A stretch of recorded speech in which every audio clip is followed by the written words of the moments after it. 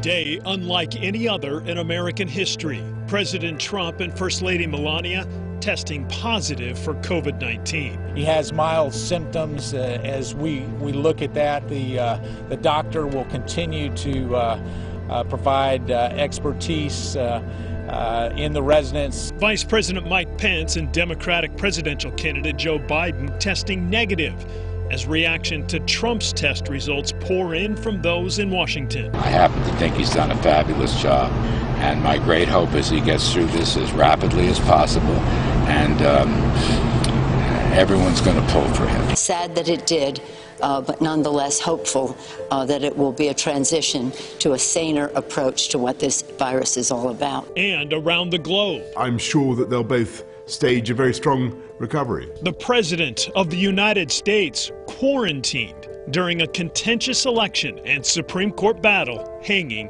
in the balance. We begin with breaking news. President Trump has boarded Marine One. He is now being taken to Walter Reed Hospital as a precautionary measure. This on the advice of his doctors after testing positive for COVID. Good evening, everyone. Thanks for joining us for Fox 16 News. I'm Kevin Kelly. I'm Donna Terrell. President Trump first tweeted the news around 1 this morning that he and the First Lady had gotten a positive test result for COVID-19. Our Washington correspondent Jesse Tenur has been following the latest developments in this story throughout the day. So, Jesse, I have a few questions right now. I know a lot's going on, but I wanted to ask you about the president's stay at the hospital, his health, and our viewers are wondering if he will still be in charge of the country. We just saw President Trump walk to Marine One wearing a mask and a suit. He gave a thumbs up, and then he departed, and he's going to be at Walter Reed for the next few days under the recommendation from his physician, where he will be undergoing tests, but also working as well from the presidential suite that they have there. And so this isn't like those mild symptoms that we heard from earlier as far as, fever, chills, fatigue, headache. It's not like they have drastically worsened up until this point. This is really just a precautionary measure, and he's going to try to continue at least as much as business as usual. And we did hear from the White House that even though the 25th Amendment exists, the power could temporarily move to Vice President Pence if the president, if his symptoms did worsen. We did hear from the White House just a little bit ago that there would be no transfer of power, that the president is in control. A little bit about the impact this might have over the next few weeks, assuming that the conditions stay mild. We've got the election coming up along with scheduled debates. So are we jumping the gun here, or how does the future look in terms of those?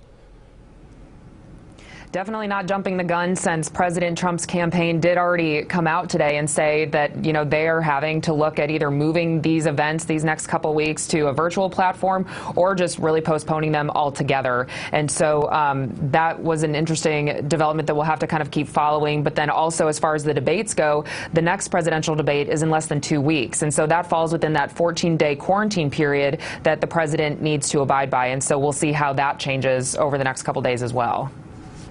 And what does this mean for the Senate confirmation hearings, especially for Judge Amy Coney Barrett?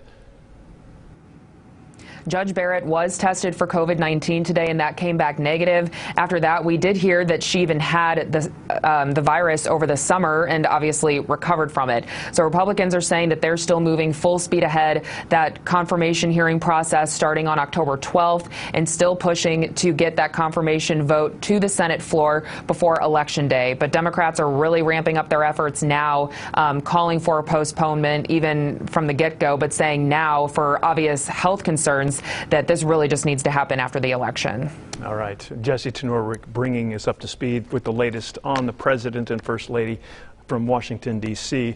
Still a lot of moving parts here, so let's try and break it down for you. Here's a lot of information that we have to pass on to you. Here's what we know so far about the impact of COVID-19, especially within the White House. Now, in addition to the President and First Lady, Hope Hicks, who's the senior counselor to Donald Trump, as well as Ronna McDaniel, chair of the RNC, have tested positive. Those who have tested negative include senior advisor Jared Kushner, Treasury Secretary Steve Mnuchin and U.S. Attorney General Bill Barr, among others.